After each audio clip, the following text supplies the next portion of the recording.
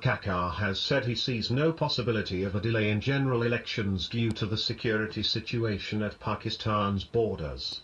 The interim premier expressed these views when asked about the possibility.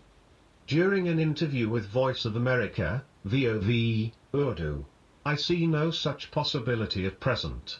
Although there is an alarming situation on our western and eastern frontiers in which the security threat and the required response mechanism are being enhanced, we are sure that we will control the situation and complete the electoral process at the same time," he said. The PM's statement comes amid growing demand from various quarters for immediate announcement of the poll date by the Election Commission of Pakistan, ECP, which has already said elections will be pushed beyond the constitutionally mandated period of 90 days following the dissolution of the National Assembly on May 9. The electoral watchdog reasons its decision to push elections beyond November 9 on the basis of the notification of results of the new digital 2023 census and Section 17(2) of the Elections Act, which states, "The Commission shall delimit constituencies after every census is officially published." Meanwhile, President Dr. Arif Alvi has proposed to the ECP to hold general elections by November 6, citing a constitutionally mandated time frame for the polls. Earlier, he also invited the Chief Election Commissioner, CEC, to a meeting to decide on a date for the elections. But the SEC declined the invitation, referring to a recent amendment to the Elections Act 2017 that empowered the Commission to announce the dates for polls unilaterally without having to consult the President.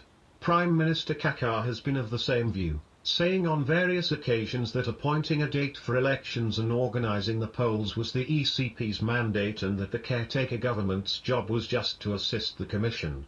He reiterated this stance in the interview with VOA when asked about reasons due to which the caretaker government was unable to end the speculation surrounding elections. "I don't believe that the caretaker government should intervene and address such speculations. Primarily, according to the law and constitution, organizing polls, is the Election Commission of Pakistan's job, and we are certain that they are performing this task with sincerity. They have already initiated the process, and they are fulfilling some constitutional requirement, probably pertaining to delimitation, and they will soon announce the poll date," Prime Minister Kakar said. He also assured that the interim government had been taking measures regarding the provision of assistance for holding elections. "The caretaker government fulfills the Election Commission Pakistan's requirements and provides assistance wherever required on a daily basis," he said. Asked whether the caretaker government would raise any objection if the Supreme Court ruled that elections be held in the 90-day period, he reiterated his stance that it was not for the interim government to raise any such objection. Holding elections was the ECP's mandate and the interim government to provide it with all the needed assistance for polls, he asserted. "We'll take action for defense wherever necessary." When asked whether there were any options for surgical strikes and drone attacks in Afghanistan were on the cards given the growing threat from banned militant outfit Tehrik-i-Taliban Pakistan, TTP, he said, "Pakistan has the right to defense.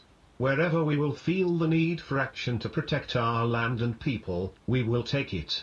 He added, "I will not go into specifics of the operational decisions that Pakistan can take. But when the need arises due to this threat, we will take decisions accordingly." The PM further said Pakistan's interests were the top priority in talks with the Afghan Taliban.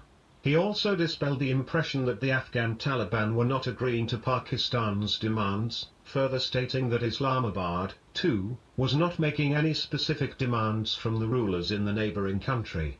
The Premier referred to the Doha deal, under which the Taliban agreed not to let Afghan soil be used against other countries, saying he believed that the Afghan Taliban too were convinced that abiding by this agreement was needed for strong and amicable relations with neighbors in the region. Reason behind the agreement's conditions not being fulfilled could vary. "We are playing our role regarding this and are engaged on the rights forums on the role that we expect the other side to play," he added. The Premier also maintained that trade ties between Pakistan and Afghanistan, as well as Central Asia, were improving.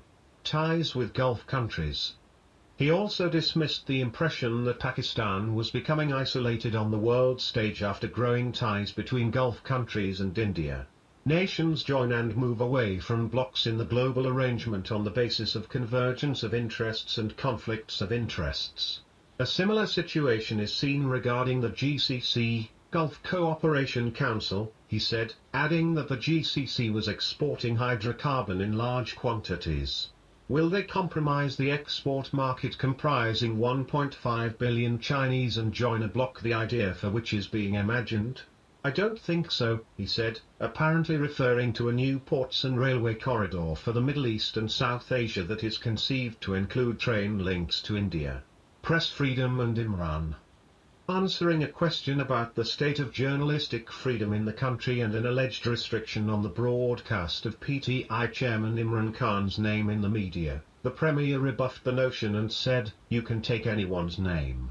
I think Pakistan's indicators regarding journalistic freedom of expression are still much better, if not the best, relative to the region." The Premier maintained that there was no issue, from human rights to the conduct of state institutions to economic reforms, on which journalists did not have permission to raise their voices or the opportunity to air their thoughts. Questioned further on the PTI chief and whether the cases against him proved right the perception that it was an attempt to exclude Imran from politics, the Prime Minister said it was a sub judice matter and the conclusion of judicial proceedings was awaited. If this is the perception which is going forward, about Imran's attempted exclusion from politics, then I don't think it is correct.